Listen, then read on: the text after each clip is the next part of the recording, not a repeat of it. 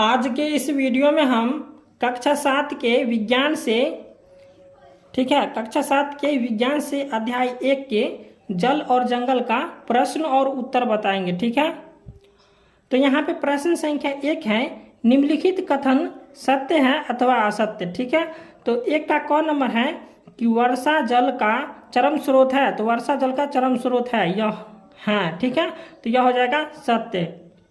अब ख में है, नदियों का जल खेतों में सिंचाई का एकमात्र साधन है, तो नहीं, इसका भी और साधन हो सकता है। ठीक है, तो यह इसलिए हो जाएगा यह असत्य। अब गांव में है कि जल की कमी की समस्या का सामना केवल ग्रामीण क्षेत्र के निवासी करते हैं, तो यहाँ पर हो जाएगा असत्य। ठीक है, क्योंकि शहरी क्षेत्र के लोग भी करते हैं, तो इसलिए यहाँ पे हो जाएगा असत्य। अब 2 में है, रिक्त स्थानों की पूर्ति कीजिए। ठीक है, रिक्त स्थान यहाँ पे खाली स्थान को भरना है, तो 2 का क में है कि भूम जल प्राप्त करने के लिए, यहाँ पे खाली जगह में हम नल लिख दिए। ठीक है, और तथा यहाँ पे फिर खाली जगह इसमें चापाकल आ जाएगा का उपयोग होता है। ठीक है, तो यहाँ पे हो गया भूम जल प्राप्त करने के लिए नल तथा चापाकल का उपयोग होता है। ठीक है, अब ख में है, जल की 3 अवस्थाएं, खाली जगह है, फिर ठोस यहाँ पे हो जाएगा, उसके बाद फिर खाली जगह द्रव, और यहाँ पे फिर खाली जगह है, तो यहाँ पे हो जाएगा गैस है। ठीक है, तो यहाँ पे हो जाएगा ख का कि जल की 3 अवस्थाएं ठोस, द्रव और गैस है। अब ग नंबर प्रश्न है कि भूमि की जल धारण करने वाली परत, खाली जगह, भौम जल स्तर कहलाती है। ठीक है, तो यहाँ पे सीधा सीधा हो जाएगा कि भूमि की जल धारण करने वाली परत भौम जल स्तर कहलाती है। ठीक है, अब घ में है, वन से हमें औषधियाँ पौधे, यहाँ पे खाली जगह था, तो यहाँ पे हो जाएगा औषधियाँ और पौधे। ठीक है, और इमारती लकड़ियाँ का लाभ होता है। ठीक है, तो यहाँ पे हो जाएगा वन से हमें औषधि पौधे, ठीक है, और इमारती लकड़ियाँ का लाभ होता है। ठीक है, अब यहाँ पे 4 में है, वन में छैवान पत्तियाँ और जंतु, यहाँ पे खाली जगह में आ जाएगा मिट्टी को समृद्ध करते हैं। ठीक है, यहाँ पे हो जाएगा वन में छैवान पत्तियाँ और जंतु मिट्टी को समृद्ध करते हैं। इसका 6 नंबर है, सूक्ष्म जीव द्वारा मृत पादपों पर क्रिया से, खाली जगह में है ह्यूमस बनता है, तो इसका हो जाएगा सूक्ष्म जीवों द्वारा मृत पादपों पर क्रिया से ह्यूमस बनता है। ठीक है, अब प्रश्न संख्या 3 है, समझाइए कि भौम जल की पुनः पूर्ति किस प्रकार होती है। ठीक है, तो 3 का उत्तर है कि वर्षा का जल मिट्टी से रिसकर भूमि के नीचे रिक्त स्थानों तथा चट्टानों के ऊपर और दरारों में भर जाता है। ठीक है, तो इस प्रकार भौम जल की पुनः पूर्ति होती है, तो यही हमारा 3 का उत्तर हो गया।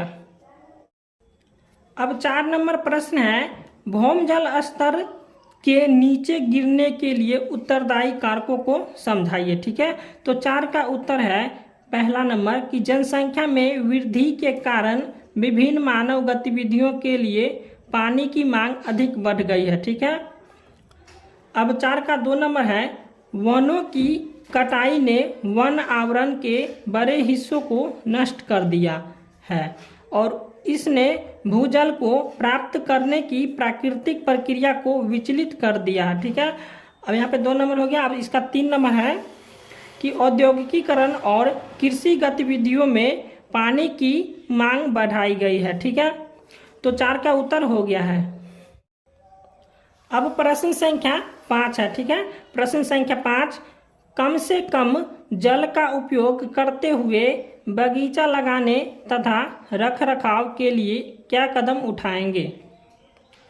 तो 5 का उत्तर हो जाएगा कि बगीचे के पानी के उपयोग के लिए ड्रिप बूंद सिंचाई का इस्तेमाल करेंगे। ठीक है, और इसके इस्तेमाल से कम पानी बर्बाद होगा। अब इसका 2 नंबर है, इसी प्रकार नलकूपों के जल को पाइप द्वारा बगीचे में ले जाकर उपयोग करेंगे, जिससे जल की खपत कम होगी। तो प्रश्न संख्या 5 का यही उत्तर है। अब प्रश्न संख्या 6 है, ऐसे 7 उत्पादों के नाम बताएं जो हम वन से प्राप्त करते हैं। ठीक है, तो यहाँ पे हम नंबर नहीं बैठे, आप नंबर बैठा लीजिएगा 7 गो। ठीक है, तो यहाँ पे 6 का उत्तर हो जाएगा औषधीय उत्पाद। ठीक है, पहला है। और दूसरा हो जाएगा ईंधन लकड़ी। ठीक है, और तीसरा हो जाएगा इमारती लकड़ी, और चौथा हो जाएगा मसाले, पांचवा हो जाएगा अनिवार्य तेल, और छठा हो जाएगा गोंद, और सातवां हो जाएगा चारा। तो यहाँ पे हम इससे ज़्यादा लिख लिए हैं। यहाँ पे हो जाएगा बांस, उसके बाद है फल, उसके बाद हो जाएगा फूल, उसके बाद हो जाएगा रेशा, उसके बाद हो जाएगा रेशम, उसके बाद हो जाएगा शहद आदि। ठीक है, तो यही हमारा 6 का उत्तर है।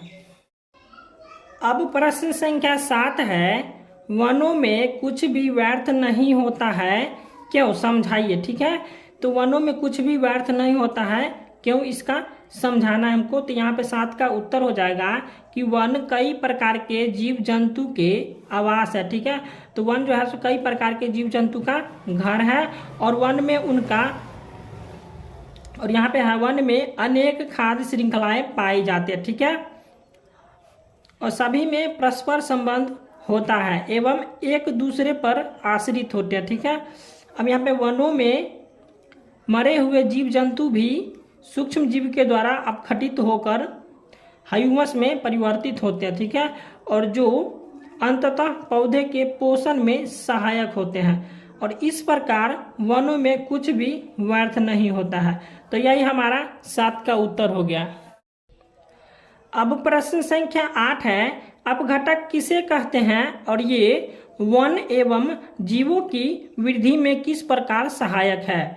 तो 8 का उत्तर हो जाएगा कि वे सूक्ष्म जीव जो मृत पौधों और जानवरों के शरीर को सड़ाकर ह्यूमस बनाने में सहायक होते हैं। ठीक है, अपघटक कहलाते हैं।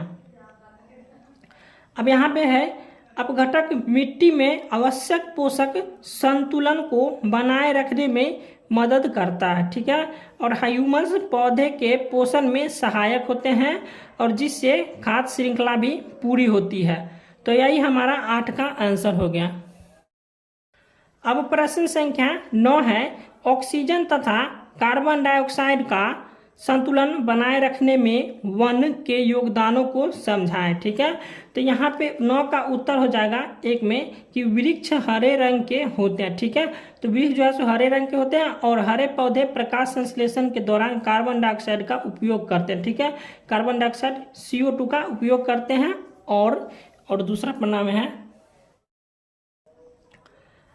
और इस प्रक्रिया में ऑक्सीजन O2 छोड़ते हैं जो जंतु द्वारा उपयोग की जाती है। ठीक है, और 2 में है, श्वसन के दौरान पशु ऑक्सीजन लेते हैं और कार्बन डाइऑक्साइड छोड़ते हैं। ठीक है, तो इसी तरह वायुमंडल में O2 यानी ऑक्सीजन और CO2 का संतुलन बना रहता है। और यहाँ पे एक चित्र बनाया हुआ। ठीक है, तो आप लोग का यही आंसर हो गया प्रश्न संख्या 9 का।